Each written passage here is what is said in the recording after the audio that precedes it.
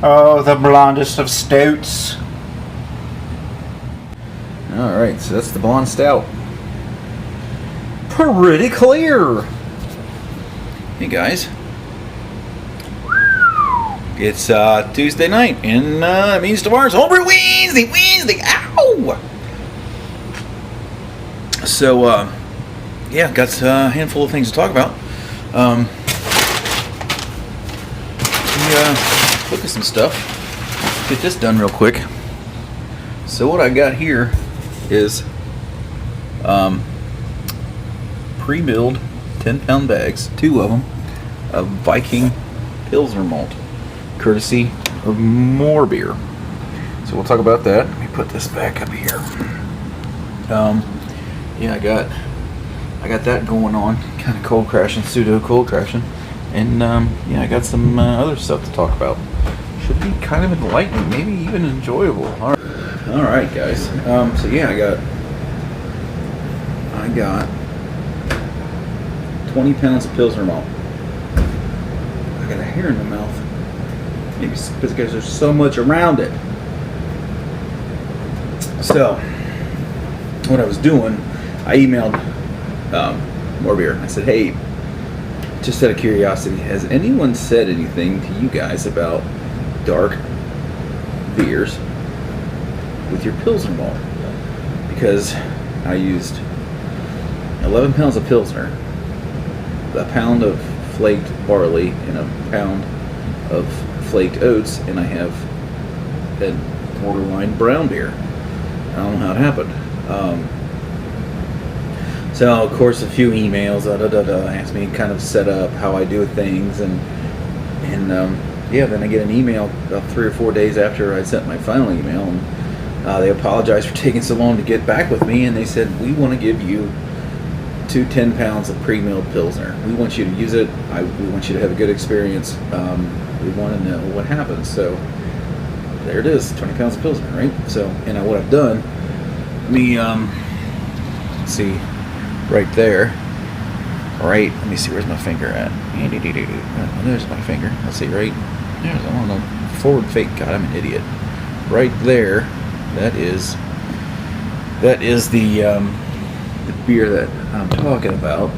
So I racked it over to this be tertiary into another 5-gallon glass carboy to try to get it off the little bit of yeast cake and the hops and stuff that it was sitting on from the first time I transferred it.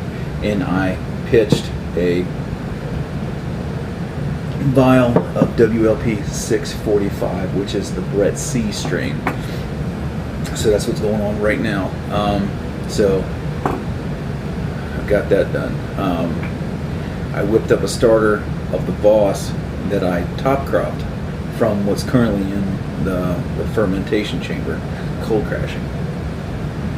So I've got that now. I need to let that chill out for a couple days, decant, throw that into a mason jar, a clean, sterilized mason jar, and I'm done with that. So then, all I need to do is keg the beer in the firm chamber. Now it's got double dry hopped. I dry hopped it at day 2 in fermentation. Then I dry hopped it Saturday. So it'll be in, I said, both, there's 6 ounces of hops in there, dry hops. So everything's in there, everything's cool. So through the course of cleaning the dirty carboy, I almost dropped it onto the floor, full of water, well, of brewer's wash and water mixture. And fucks would have been heard probably from near to far. Luckily, it just slipped a little bit and fell into the sink that I had behind me, which is a plastic sink. So things moved around, some stuff got moved around, but nothing was broken. So thankfully nothing got broken. So last week I kind of alluded to that I bought a few things and that they weren't at my possession yet, and so let's talk about that. So the one thing I did buy, I got the SS Brewtech mash, I think it's a mash infuser. So we're gonna go with that. And initially, I thought I'd bought the adapter to attach it to the black line lock that I use to recirculate stuff with, but it ended up not being what I thought. So, but anyway, nevertheless, I can get it to work. I'll get it to work. So I've got that. I've got some quick disconnects on my faucet, the regular old, cam locks, like these on the faucet, and on the. I bought a new hose.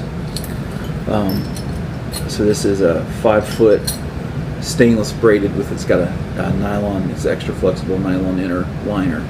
So it is water drinkable. So that's good. Yeah, I've been busy, right? And let's see what else. I think that's about it. I mean, we can go look. I'll go. Let's pause this and I'll look. So yeah, this is all new. So now I need to get another one of these so I can attach my my bottle filler to that. My bottle washer. Sorry, bottle washer. But yeah, then that's the stainless steel line. It's pretty neat. It's pretty neat, right? It's pretty neat. So anyway, yeah, let's show and tell. So yeah, there's the glass carboy that almost shattered.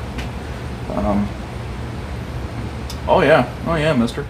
So beer. Oh, and today I got this dude here because it was on sale for $20 on the Amazon, and I don't have a pair of pliers here, so I just pretty much got myself a Gerber multi-tool. So beer in the firm chamber. It finished at 1016, so it's just about 6%, give or take. It's 6% if you use the OG method on like Brewer's Friend. If you use the there's an updated method that kind of takes in account different parts of the equation. It's about 6.5%, so it's a 6% beer. So, yeah, we'll see how that turns out. Besides that, I got all my history pour beers done last week. I got to spell check the. I have a Chromebook, and Google Sheets does not have a spell checker on it. So what I do, I usually save it, email it to myself, use the spreadsheet that I have at work, and I'll use that to check the spelling. Then I'll email it back to myself. Then I'll email it out to whoever I need to email it to. So it's long and drawn out. It's overly complex and doesn't need to be that way. But anyway, so yeah, I'm kind of done. Been kind of busy. I need to brew again. My weekends are getting kind of busy because it's getting close to Christmas. If you didn't know, close Christmas is getting here. It's pretty close. So yeah, that's good for me this week. Next week I should have a beer on tap, right? Besides these dudes.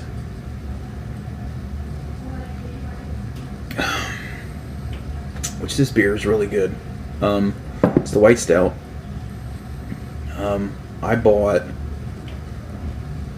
a 4-pack of Rheingeist Penguin on nitro in cans, and I don't know how they did the nitrogen infusion. I don't know how it got bottled. I mean canned. I don't know how that works, but yeah, the cascade and all this stuff's just, it's not impressive. It's not like when you pour Guinness or some of the stuff from like Left Hand, or there's something off about it. And the beer has got this. It's kind of a similar taste. They've got cocoa nibs and coffee in theirs, but this kind of underlying taste is there, so that pleases me. But this beer's got a much better mouthfeel than the Penguin does. Once the nitrogen and the carbonation kind of leave fairly quickly, so if the beer kind of sits around and it's not consumed timely, it kind of sits around and takes 45 minutes or an hour to drink a beer. By the time you're done with it, it's a very thin white stout. So that's disappointing. But I don't have the problem with this one. But all right, guys, I'm not here to review Ryan Geist beer because I'm not a professional. I'm just a homebrew pack. So yeah, that's it for me, guys. I'm gonna probably I might drink some Surly Todd the Axeman. I got a can. I can get it in Ohio. I can get it in Cincinnati. I know you guys are jealous. So yeah. Alright guys, that's it for me. I'll sign out and I'll say cheers and peace. Hopefully that beer back there, hopefully the Brett C kind of chews through some of those unfermentables that I couldn't get out with the Voss. And God, look how thin I am on top. Fucking, oh, that's disgusting. Good thing I'm married, because who would want this? So yeah, drop it down a little bit, and we'll see what happens. I'll check it here in I don't know, a couple of months, see what goes on with it. So anyway, all right guys, I'm out. Peace, cheers.